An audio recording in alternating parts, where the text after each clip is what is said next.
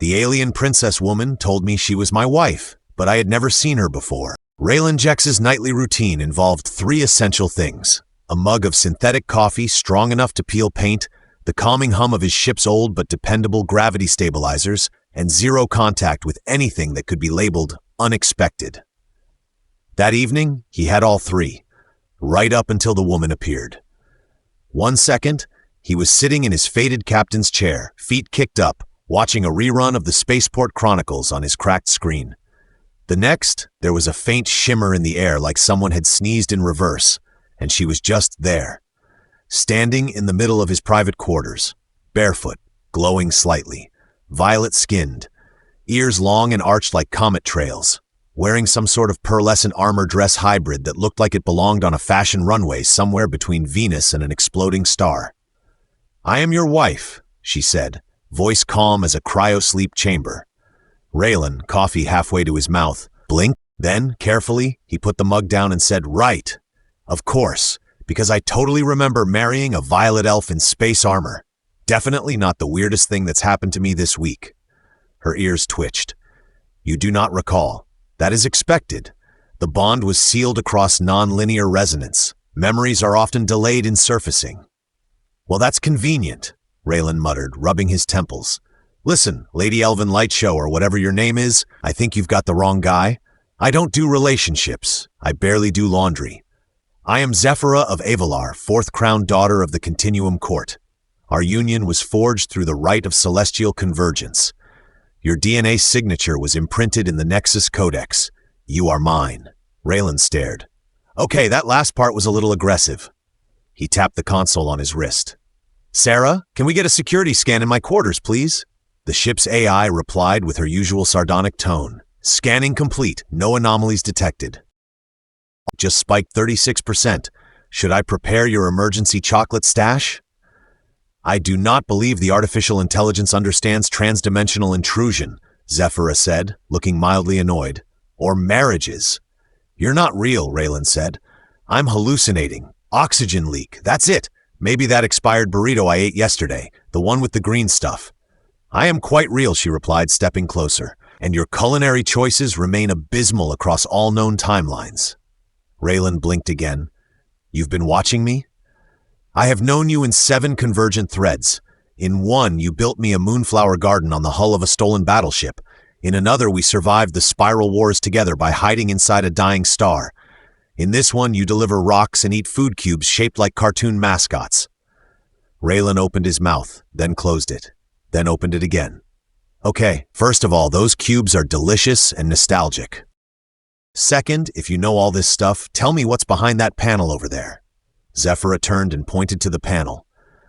"A half-eaten bag of cheese puffs, a hologram of your mother holding a baby ferret, and a sock you have not matched in 3 years. Raylan groaned. "All right, creepy accuracy aside, if you are my wife, maybe you can explain why I don't remember marrying an alien princess with Spock ears and glowing cheekbones?" "I am not alien. You are simply terrestrial.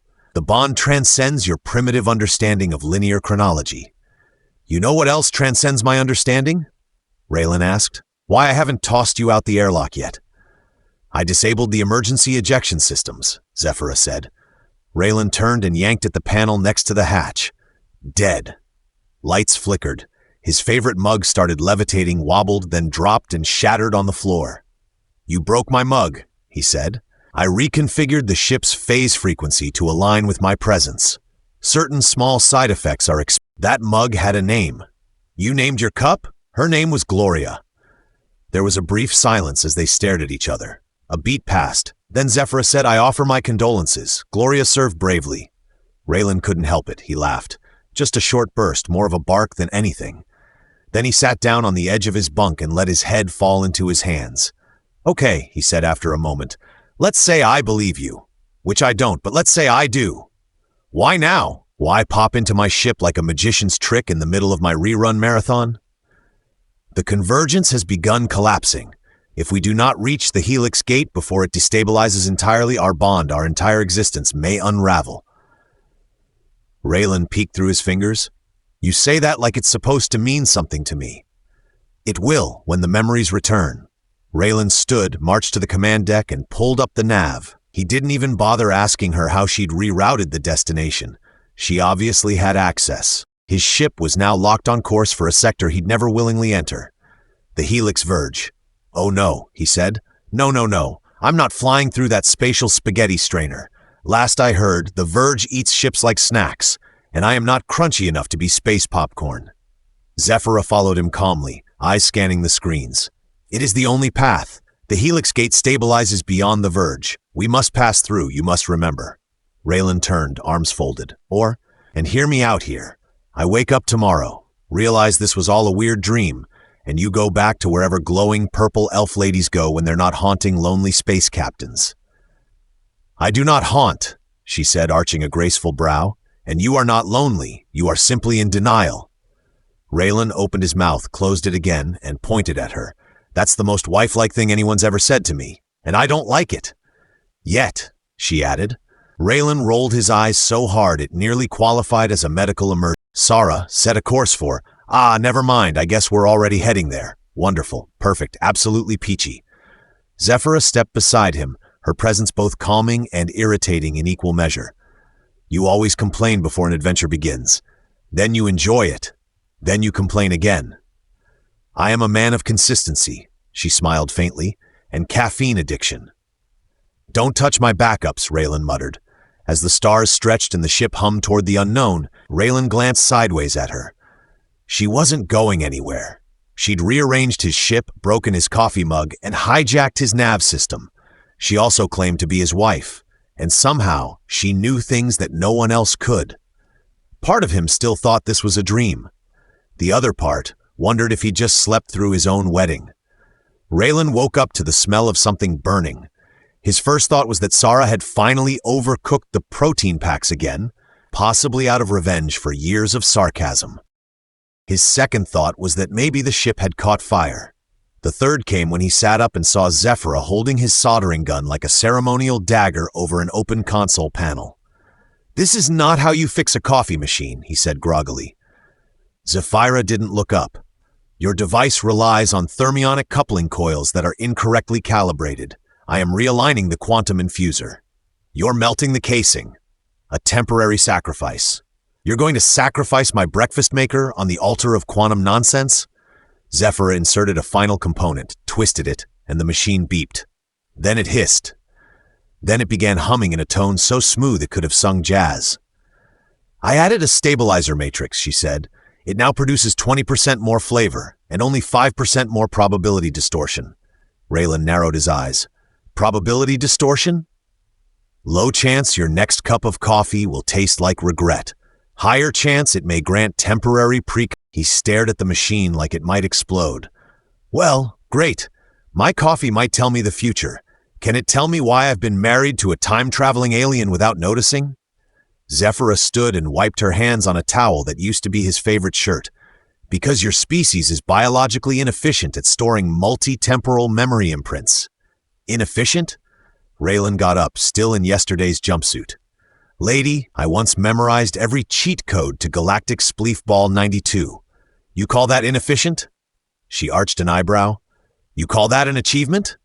"I had the highest score in the belt," he muttered, pouring himself a cup. The machine made a musical chime, then flashed a small holographic projection of a sunrise over a purple ocean. The coffee tasted suspiciously like cinnamon and possible existential anxiety. Zephyra sipped her own cup with a satisfied hum.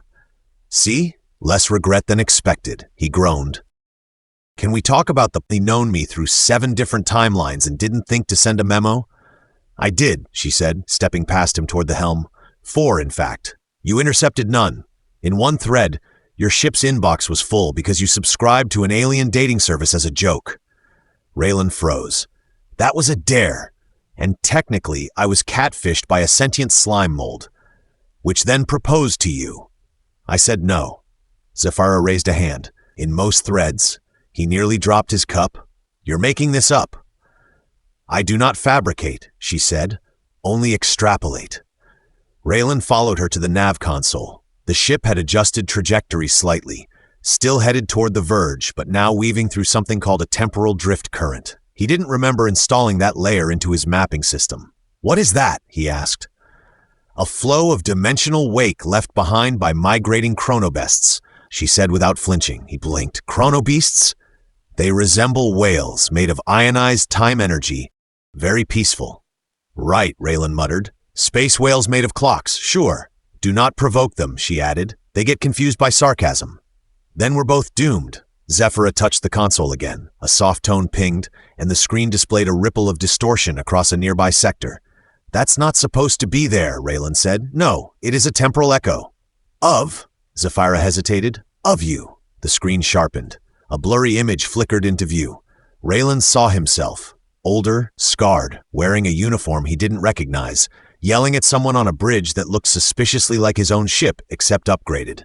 His voice was muffled but intense. Then the image vanished in static. That was me? A version of you? One who never left the Helix Verge. Raylan sat slowly. Okay, that's horrifying. Zephyra studied him. Are you frightened?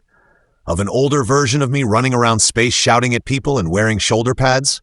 Absolutely. That's not a good look. There are worse. Great. Can't wait to meet them at the family reunion. Zephyra's ears twitched. The echoes are becoming stronger.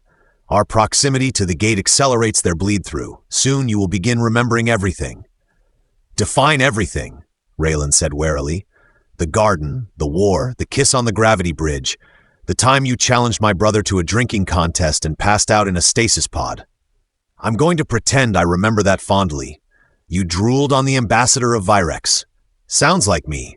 Zephyra sat across from him, folding her legs with regal precision. Do you trust me yet? He looked at her, really looked. The way her presence seemed to settle the ship around her, the way she never flinched at the weirdness, the way she talked about timelines like he talked about engine parts. No, he said honestly, but I'm starting to believe you're not just a hallucination. That is a start. A klaxon blared. Red lights flicked. Sarah chimed in. Unidentified vessel approaching. No transponder. Velocity increasing. Trajectory intercepts in 30 seconds. Raylan bolted upright. Great, we're being chased by someone? Not someone, Zephyra said, standing as the lights dimmed. Something.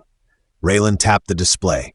The ship appeared as a jagged ripple, not quite in phase with reality. It twitched and blinked in and out like a skipping record. Obscura, Zephyra said grimly. Timeline regulators. They destroy anomalies. We are one. You said this would be a trip through space. You didn't say we'd be hunted by cosmic accountants. They are not accountants. They are enforcers, and they are unamused. The ship shook. External pressure flared. Time inside the cabin wobbled. Raylan saw his hand blur and reappear a half-second behind his movement. Okay, nope, not a fan of that, he muttered. What do we do? Run faster, Zephyra said, already moving to the controls. You said this route was safe. I said it was necessary. You added the word safe. Raylan grabbed the secondary helm. Can you shoot back at them? They do not exist in a shootable format. Great. So I can't shoot them, can't outfly them, and our only weapon is sass and questionable coffee. Zephyra smiled. Then let us be very, very sarcastic. The ship lurched into acceleration, threading the drift. Behind them, time flickered. Raylan swore he saw another version of himself.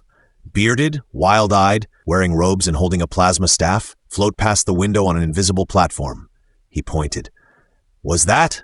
Don't worry, Zephyra said. You never went full wizard in this timeline. That's a relief. As the verge loomed ahead, Raylan focused on the console, eyes narrowed, hands steady. Married to an alien time princess? Maybe. But running from time cops with reality coming apart at the seams? Now that felt familiar. Raylan had always assumed that fleeing through a collapsing wormhole would be loud. Screaming engines, klaxons blaring, maybe a dramatic musical score. Instead, the Helix Verge greeted them with the unsettling quiet of physics giving up. The ship drifted into a corridor of prismatic light, like flying through a lava lamp operated by a vengeful deity with a taste for neon. Time smeared outside the viewport. Stars looped and stretched into ribbon candy spirals. The controls began pulsing in soft colors that made Raylan feel mildly concerned for his retinas. This doesn't look like safe space travel, he muttered, pressing buttons that no longer obeyed traditional cause and effect. This looks like the universe tried to paint something abstract and accidentally swallowed its own paintbrush. Zephyra stood calmly beside him. hands resting lightly on the console as if she were steering a yacht instead of a cargo ship with a tendency to shed parts when stressed. The Verge is not bound by linear causality. Expect events to unfold irregularly. Define irregularly, Raylan. She didn't respond. Instead, the ship jolted, and suddenly the cabin lights flickered, then turned completely green. A robotic voice spoke over the intercom in a language Raylan didn't recognize, though he was fairly certain it insulted his haircut. He glanced at Zephyra. Did we just get mocked by the ship's light system? She was already flipping a control switch. Temporal static is distorting systems. Some responses will be nonsensical. Others, prophetic. Oh good, Raylan said. I've always wanted my toaster to deliver cryptic warnings about my future. A door slid open behind them with a hiss, and a tray floated into the room on its own. On it sat 2 steaming mugs of something purple, a single piece of toast bearing a perfectly burned image of Raylan's face, and a note that read, "Stop touching buttons. Future you is getting irritated." Raylan took a slow step back. Okay, I'm officially creeped out by breakfast. Zephyra picked up the toast, examined it, and took a bite. Could use more butter. Raylan leaned on the edge of the console, staring at the surreal starfield ahead. So let me get this straight. We're navigating a collapsing corridor of time energy, pursued by interdimensional narcs who want to erase us from existence, and my ship has started baking passive-aggressive snacks. That is an accurate summary, Zephyra said. I miss the days when my biggest problem was spoiled protein bars. Another flicker of distortion hit the ship. This time it brought company. The viewport shimmered, and the stars outside peeled back like curtains. In their place hovered a version of Raylan's ship, but sleeker, weaponized, bristling with glowing blue vents. Its hull was marked with symbols Raylan didn't recognize, but the ID tag read, Raylan Jex, Commander, Evolari Frontline. Why do I look like a sci-fi villain with a better stylist? He asked. Zephyra leaned closer. This is the version of you from Timeline 3. You never left the Helix. You joined the Evolari Resistance and led the charge against the Null Lords. Why do all alternate versions of me get cool jobs? Raylan muttered. A transmission crackled through. The screen showed a hardened version of Raylan, scar across his left eye, half glove on one hand, and a serious expression that made current Raylan reflexively check his own reflection to make sure he didn't look that grim. Zephyra, the other Raylan said. He's not ready? You can't drag this version into the gate. He hasn't seen what we've seen. Zephyra didn't flinch. He has to be the one. Other Raylan scowled. Then he needs to remember now, or everything collapses. The transmission cut out. Raylan exhaled slowly. He's intense. You were always dramatic under pressure, Zephyra said.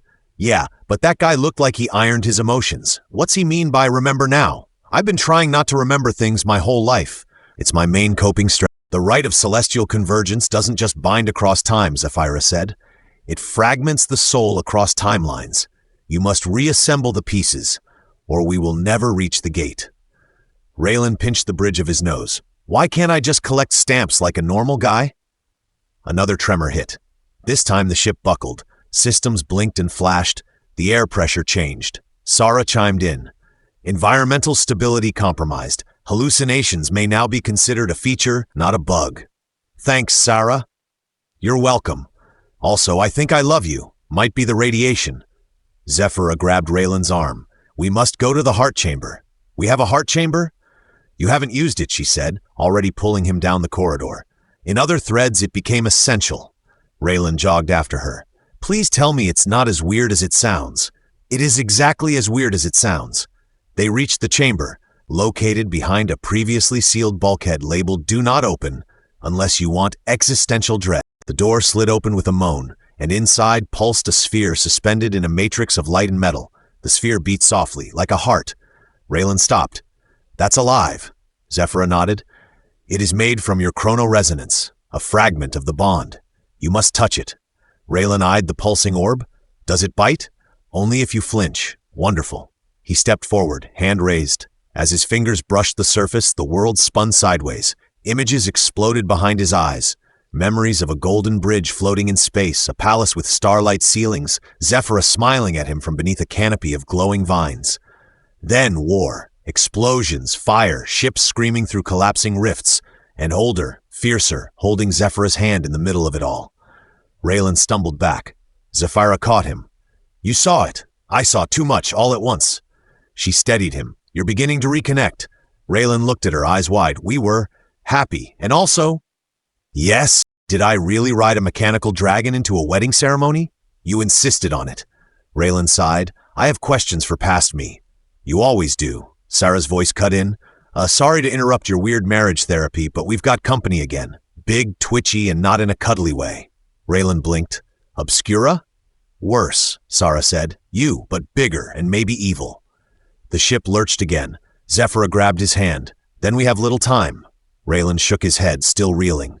This whole adventure is held together by coffee, sarcasm, and poorly managed trauma. And yet, Zephyra said, squeezing his hand, it might just work. He looked down at their interlocked fingers. You really believe in this?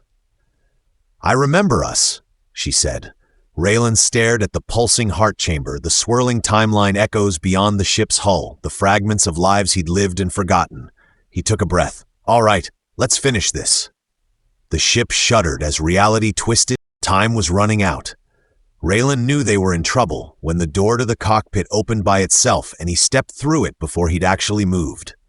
His body was still standing outside, sipping coffee with a dazed expression, while a second, slightly more confused version of him stared out the viewport at a giant glowing replica of himself, holding what appeared to be a staff made of lightning and ego.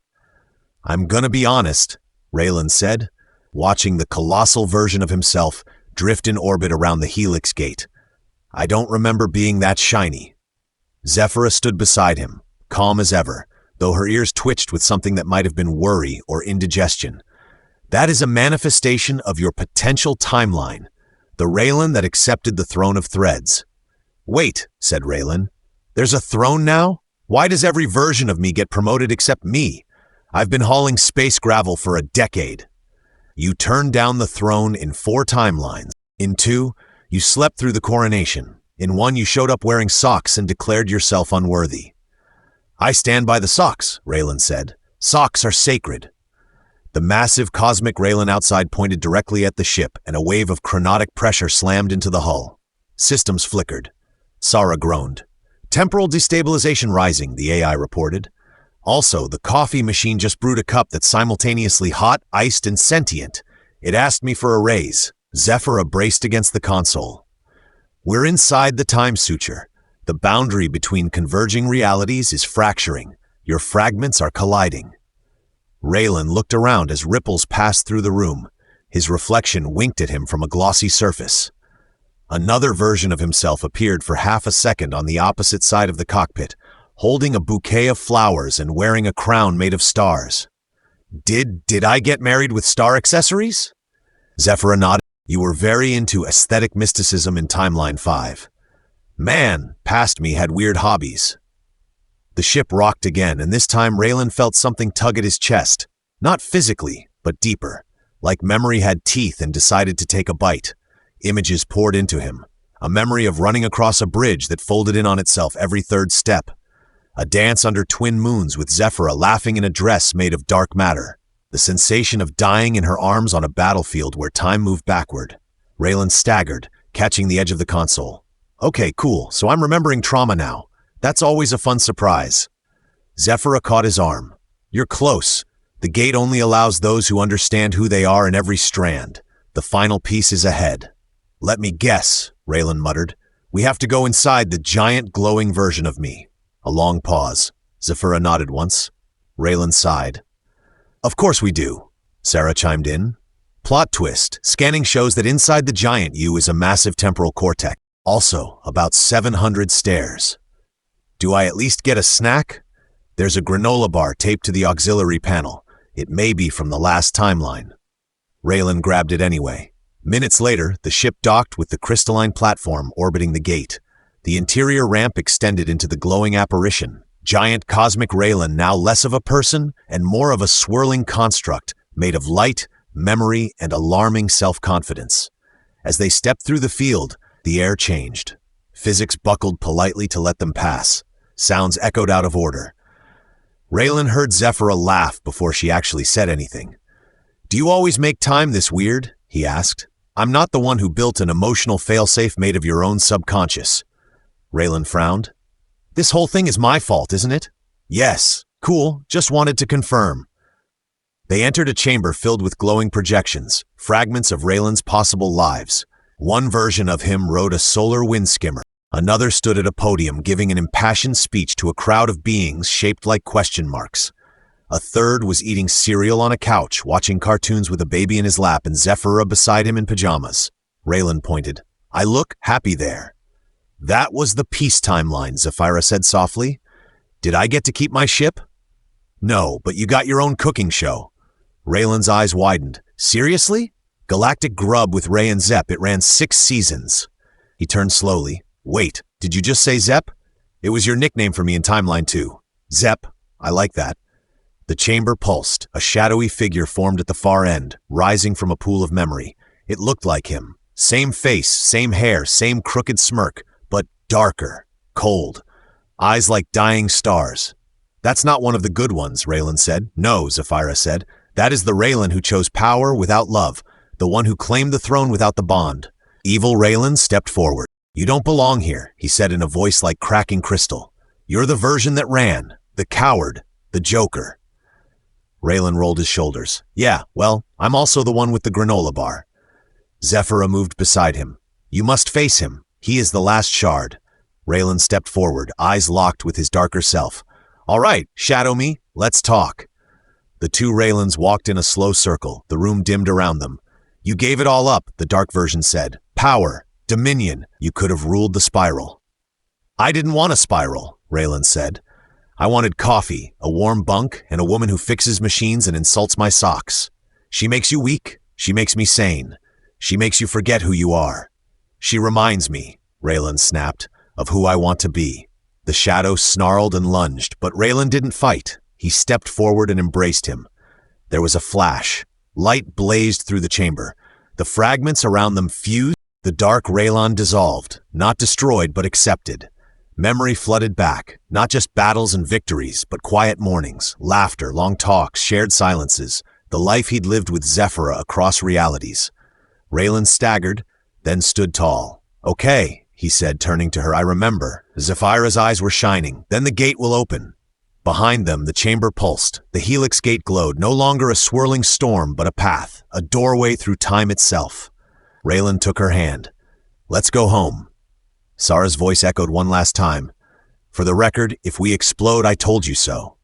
Raylan smiled. You always do. The helix gate didn't so much open as it unfolded, like the universe remembered it had a zipper. One moment it was a wall of impossible energy humming with potential disasters. The next it was a corridor paved in starlight and lined with pulses of past and future. Raylan stepped through holding Zephyra's hand, feeling every version of himself humming in his chest like a badly synchronized boy band reunion. They landed softly on a platform that didn't exist seconds ago.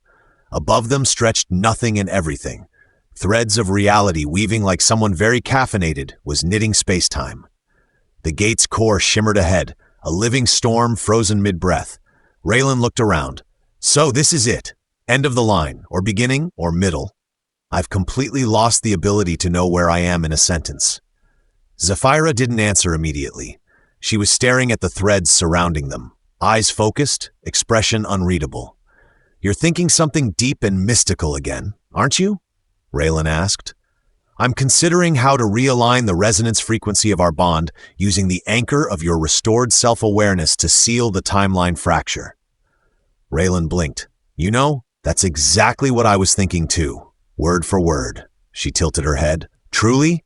No, he said. I was wondering if the ship's coffee machine still works in here. They approached the gate's core. As they drew near, the timeline began adjusting around them. Realities peeled back like pages. Raylan saw glimpses of everything. Zephyra in armor beside him, their wedding inside a nebula, their child throwing a wrench at an ambassador. He saw himself standing alone, walking away, forgetting. He saw himself never meeting her. He saw himself becoming something else. Each possibility brushed his skin like whispers. Each one left a weight. Zephyra took his hand. You have to make the choice. The gate responds to intent. Every timeline collapses into one here.